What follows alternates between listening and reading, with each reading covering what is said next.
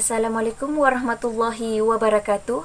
Hari ini saya dan rakan saya akan membentangkan mengenai isu semasa yang bertemakan alam sekitar, iaitu pencemaran udara.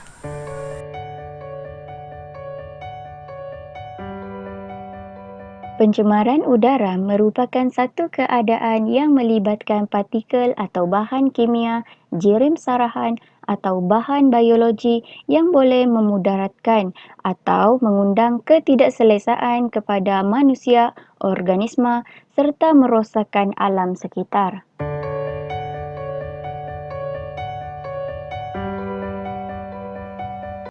Faktor berlakunya pencemaran udara disebabkan oleh aktiviti perkilangan.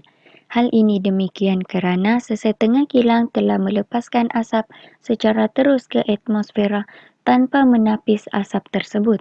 Asap yang tidak ditapis ini mengandungi gas yang berbahaya seperti nitrogen, sulfur dioksida, hidrokarbon dan karbon dioksida. Faktor berlakunya pencemaran udara juga disebabkan oleh kenderaan bermotor.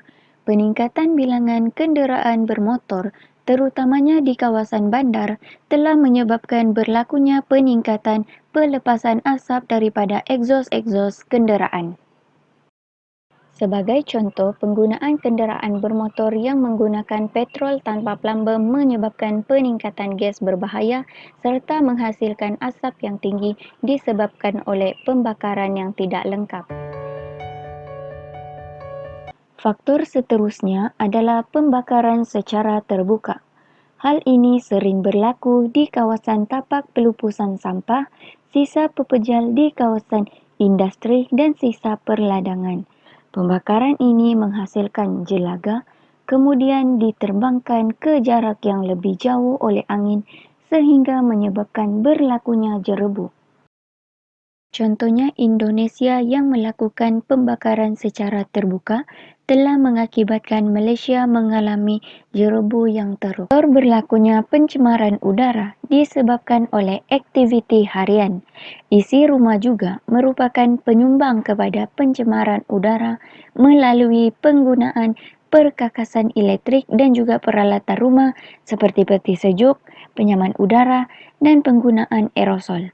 Apabila cecair penyejuk ini digunakan, gas klorofluorokarbon akan dilepaskan ke udara. Keadaan ini menyebabkan pencemaran udara berlaku sekaligus menipiskan lapisan ozon. Itu sahaja daripada saya. Pembentangan ini akan diteruskan oleh rakan saya yang akan membentangkan mengenai kesan dan juga langkah pencemaran udara. Dipersilakan. Assalamualaikum warahmatullahi wabarakatuh.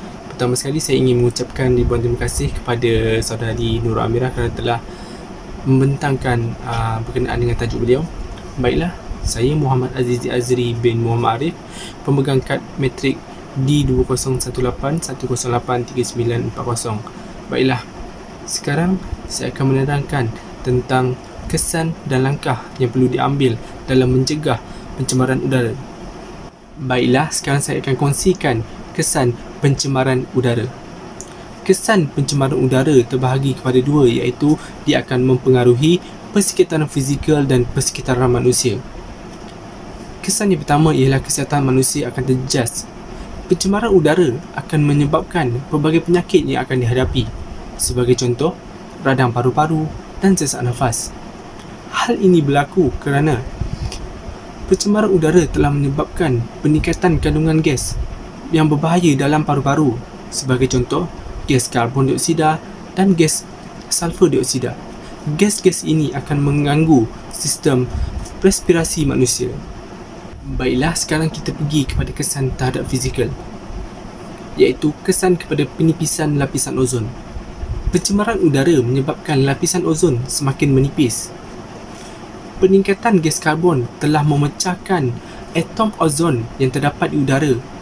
Hal ini kerana akan menyebabkan lapisan tersebut musnah dan menyebabkan berlakunya lubang ozon. Dengan ini akan memberi kesan kepada hidupan kerana cahaya matahari tidak dapat ditapis oleh lapisan ozon dan akan terus ke permukaan bumi dan akan menyebabkan pelbagai penyakit. Baiklah, sekarang saya akan kongsikan antara kesan-kesan yang terjadi apabila berlakunya pencemaran udara.